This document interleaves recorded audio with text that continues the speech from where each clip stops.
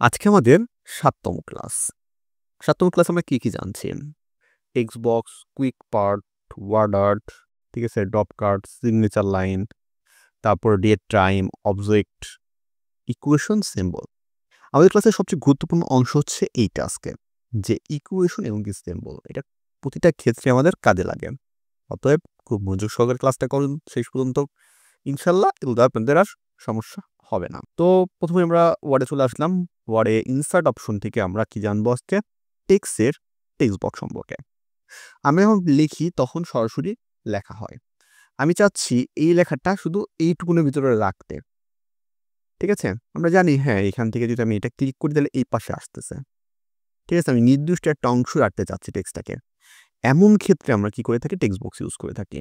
যেখান থেকে আপনি বিভিন্ন টেক্সট বক্স নিতে পারেন। নেয়ার পর এটা যেখানে খুশি আপনি সেখানে ব্যবহার করতে পারবেন আপনার প্রয়োজন অনুসারে টেক্সট দিয়ে। ঠিক আছে? এটা হচ্ছে টেক্সট বক্সের উপকারিতা। ঠিক আছে? তার টেক্সট বক্স আসলে ঠিক শেপের মতনই বাকি অংশগুলো চলে আসবে। আমরা শেপে যেভাবে এডিট করেছি এখানেও ঠিক একই রকমভাবে আমরা এডিট করতে পারবো।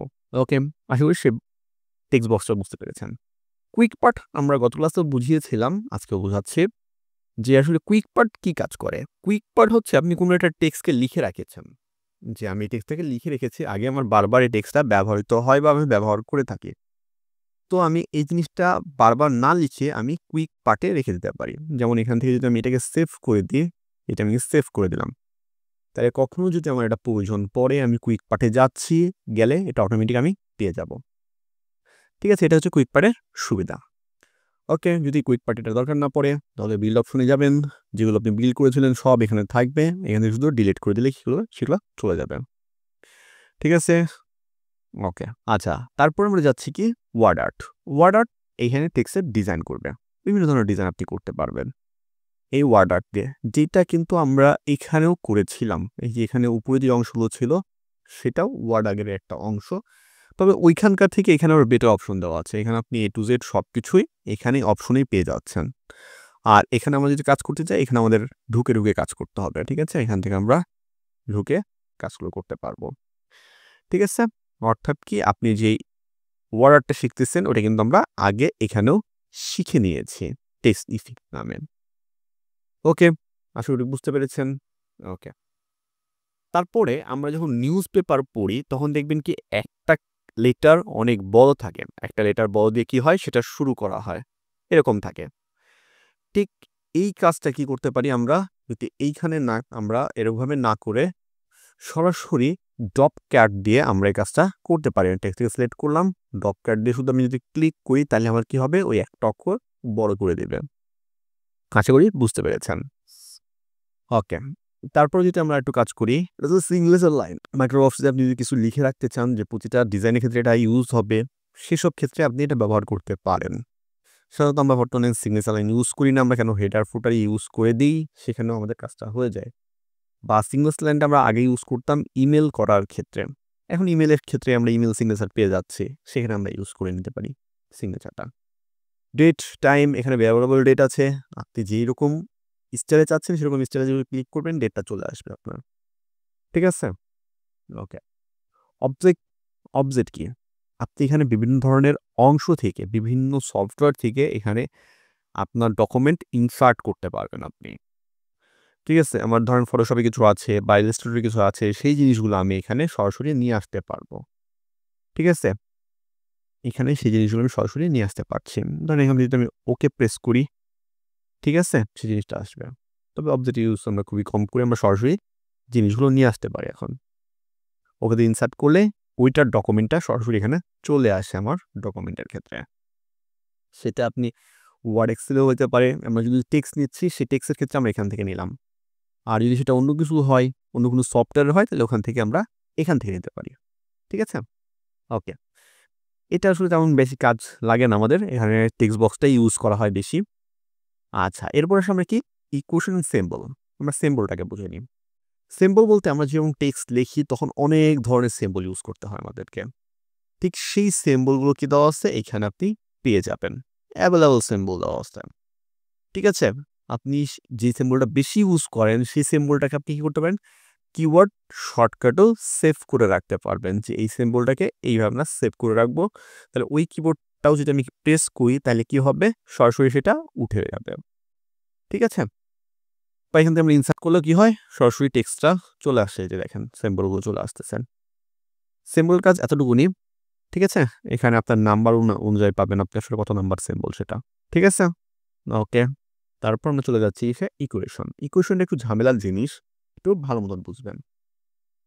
আমাদের তো ধরনের সূত্র বা কোনো কিছু যদি লিখতে যাই, সব কিছু লিখতে হয় এখান থেকে আমাদেরকে, ইকুয়েশন থেকে। এখানে অটোমেটিক লেখা আছে অনেক কিছু। সাপোজ আমরা ধরেন প্রথমত একটা নিয়ে কাজ করি আগে, যেমন সাপোজ এটা নিয়ে আমি কাজ করতে যাচ্ছি। যেমন এইটা দিয়ে আমি বুঝলাম যে এইটা এখানে আছে। ঠিক আছে, এখন যদি আমি আরেকটা তৈরি করতে চাই, ঠিক আছে, এরকমই আমি এটা তৈরি করতে চাচ্ছি, তাহলে আমি কীভাবে তৈরি করতে পারি? যেমন প্রথমে আমি বুঝলাম যে ডিভাইড করতে হবে, অর্থাৎ উপর নিচ হইতে হবে। তাহলে উপর নিচের জন্য আমরা এই ফাংশনটা ইউজ করতে পারি, যেখানে আমার কি দেখাচ্ছে উপরে নিচে। তাহলে এই ফাংশনটা আমি নিলাম, চলে আসলো। এখানে আমি কি করতে পারি, যে মাইনাস বি দিতে বলছে, আমি মাইনাস বি দিলাম, আমি টেক্সটটা লিখলাম। এখানে বলছে কি প্লাস মাইনাস, চলে আসলো আমার প্লাস মাইনাস। এরপর বলছে যে রুট ওভারের ভিতরে আমার কি করতে হবে, টেক্সট লিখতে হবে। তাহলে এখানে আমরা যদি খেয়াল করি আসলে রুট ওভারের ভিতরে কোথাও লেখা আছে নাকি, আমরা একটু খেয়াল করলেই খুঁজে পাবো। ঠিক আছে, হ্যাঁ, আমরা পেয়ে গেলাম যে এইটার ভিতরে কি আছে, রুট ওভারের ভিতরে লেখা আছে। তাহলে আমরা নিচ্ছি কি, এইটা নিলাম। এখন আমি রুট ওভারের ভিতরে লিখতে পারবো, কিন্তু রুট ওভারের ভিতরে দেখেন কি বি স্কোয়ার দেওয়া আছে। ঠিক আছে, একটু মনে করাই দিই, এইখানে সাধারণত কি হয় না, সাবস্ক্রিপ্ট ইউজ হয় না। সেই জন্য যদি স্কোয়ার আছে তাহলে এখান থেকে খুঁজে বের করতে হবে যে স্কোয়ার কোনটার ভিতরে আছে। তাহলে এখানে আমি স্কোয়ারটা নিলাম, তাহলে এখানে আমি দিচ্ছি কি বি, উপরে কি হবে স্কোয়ার, তাহলে আমি 2 দিয়ে দিলাম। ঠিক আছে, নিচে ক্লিক করে নিচে চলে আসবে। ঠিক আছে, এখন আমাকে কি করতে হবে, মাইনাস মাইনাস দিলাম, তারপর দিচ্ছি কি 4ac, নিচে লেখা দরকার, নিচে ক্লিক করলাম, চলে আসলো 2a, তাই আমি লিখতে পারছি।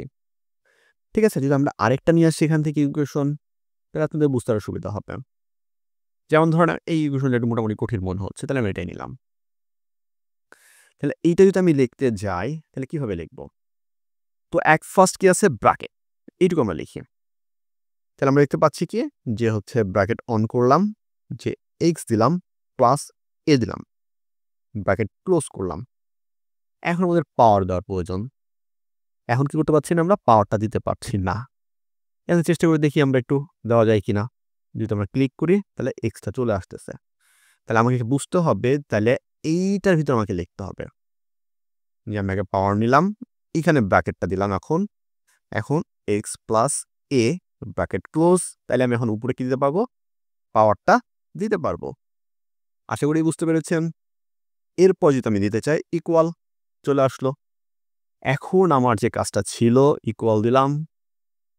ঠিক আছে, দিয়ে ইকুয়াল দিলাম। আচ্ছা, ইকুয়ালটা উপরে হচ্ছে, একটু ক্লিক করব, তাহলে এবার ইকুয়াল দিলাম আমরা।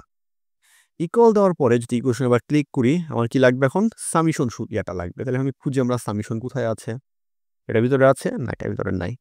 এটার ভিতরে আছে নাকি দেখি, না, এটার ভিতরেও সামিশনটা নাই। এটার ভিতরে দেখি আমরা, হ্যাঁ, এটার ভিতরে আমি সামিশন দেখতে পাচ্ছি। এখন দেখতে হবে সামিশন আসলে কোথায় কোথায় জিনিসগুলো আমাদের লেখা লাগবে। সামিশনের সোজাসুজি একটা লেখা লাগবে, নিচে একটা লেখা লাগবে। এটা কি দেখাচ্ছে, আমাকে বরাবর দেখাচ্ছে, এটা আমাকে উপর নিচ দেখাচ্ছে। ঠিক আছে, উপর নিচ সামনে আমি লিখতে পারবো, তাহলে আমি নিচে কোনটা, এইটা নিলাম। এখন যদি আমি এটাকে ক্লিক করি তাহলে আমি এখানে এন দিতে পারছি। যদি এটাকে ক্লিক করি আমি, তাহলে কে ইকুয়াল 0 দিতে পারছি। এরপর যদি আমাকে কিছু লেখার প্রয়োজন পড়ে, তাহলে সেটা আমরা এখানে দেখতে পাচ্ছি যে ব্র্যাকেট অন, উপর নিচ দেওয়ার প্রয়োজন, তাহলে এখান থেকে আমি নিতে পারবো আবার উপর নিচ। ঠিক আছে, অর্থাৎ কি আপনি যেই কাজটাই করবেন সেই কাজটার জন্য এখান থেকে আপনাকে বিভিন্ন অংশ নিয়ে কাজটা করতে হবে। এখান থেকে খুঁজে বের করতে হবে আসলে কোথায় কোন জিনিসটা আছে আপনার প্রয়োজন অনুসারে। কেন আমরা যে ফর্মুলাটা লিখতেছি সেটা আমাকে খাতায় লিখে নিচ্ছি, খাতায় লিখে নিলে আমাদের জন্য সুবিধা হবে। তখন আপনি বুঝতে পারবেন যে আসলে কোনটার পরে কোনটা বা কোনটা ইউজ করবা, সেই জিনিসগুলো আমি বুঝতে পারবো। এখানে সব ধরনের আইকন দেওয়া আছে, ঠিক আছে, সিম্বল দেওয়া আছে। ঠিক আছে, আপনার যত ধরনের ফাংশনে সিম্বল ইউজ হয় সব ধরনের সিম্বল আপনি এখানে পেয়ে যাবেন। এখানে সব ধরনের সিম্বল পেয়ে যাবেন যেটা আপনি ইউজ করতে পারবেন আপনার এই ইকুয়েশন লেখার সময়। ঠিক আছে, এখানে অ্যাভেলেবল ইকুয়েশন দেওয়া আছে। আশা করি মোটামুটি ধারণা এসে গেছে আপনাদের। ঠিক আছে, এখানে ইউনিকোড আছে, এখানে আপনি টেক্সট বড় করতে পারবেন, ছোট করতে পারবেন। ঠিক আছে, এক লাইনে লিখতে পারবেন, ডিভাইড করতে পারবেন। অনেক সময় এক লাইনে লেখার প্রয়োজন পড়ে, অনেক সময় ডিভাইডের প্রয়োজন পড়ে, সেটা এখান থেকে অনেক কিছু যদি আমরা প্রফেশনাল নিতে পারবো, এটার জন্য একটু অ্যাক্টিভ করে নিতে হয়। ওকে, এখানে বিভিন্ন ইকুয়েশনগুলো দেওয়া আছে, আপনি মোট থেকে অনেক ইকুয়েশন পেয়ে যাবেন। ঠিক আছে, যত ইকুয়েশন আসলে আমাদের ব্যবহৃত হয় সব ইকুয়েশন এখানে দেওয়া থাকে। তারপর যদি আপনি এক্সট্রা লিখতে চান, যে আমি খুঁজতে চাচ্ছি না, আমি নিজে লিখে নিতে চাচ্ছি, সেক্ষেত্রে আপনি এখানে লিখে নিতে পারেন। আমরা যত ধরনের অঙ্ক করি, ম্যাথ করি, যত ধরনের সবগুলো এখানে দেওয়া আছে। ঠিক আছে, আপনি সব ধরনের ম্যাথগুলো এখানে পেয়ে যাবেন আশা করি। এটা হচ্ছে আমাদের ইকুয়েশনের নিয়ম। তবে ইকুয়েশন বেশি বেশি প্র্যাকটিস করতে হবে। কেন ইকুয়েশন আমরা সময় ভুল করি, যারা পরীক্ষা দিতে যায় তারা অনেক সময় ভুল করে থাকি, সেজন্য বেশি বেশি ইকুয়েশনটা প্র্যাকটিস করতে হবে। আচ্ছা, আনুষঙ্গিক যে জিনিসগুলো এখানে আছে আমাদের, সেগুলো আমরা মোটামুটি মনে রাখতে পারি, যে বক্স বা আনুষঙ্গিক যে অপশনগুলো আছে বা এখানে সিম্বল যে অপশনগুলো আছে, সেগুলো আমাদের মোটামুটি মনে থাকে। তবে ইকুয়েশনে আমরা ঝামেলা করি, এইটা নিয়ে একটু বেশি প্র্যাকটিস করার চেষ্টা করবেন। আর যদি ভালো লাগে অবশ্যই চ্যানেলটাকে সাবস্ক্রাইব করে পাশে থাকবেন। দেখি আর কিছু আছে নাকি আজকে আমাদের ক্লাসে? না, আমাদের ক্লাসে আর কিছু নেই। তাহলে আমরা নেক্সট ক্লাসে দেখবো আবার। ঠিক আছে, নেক্সট ক্লাস আমাদের সিরি আছে, অবশ্যই ক্লাসে মিস করবেন না, অবশ্যই দেখার চেষ্টা করবেন। তা আজকে ক্লাসে ধরি, পরবর্তী ক্লাস পর্যন্ত সুস্থ থাকবেন, ভালো থাকবেন এবং আমার জন্য দোয়া করবেন। আসসালামু আলাইকুম।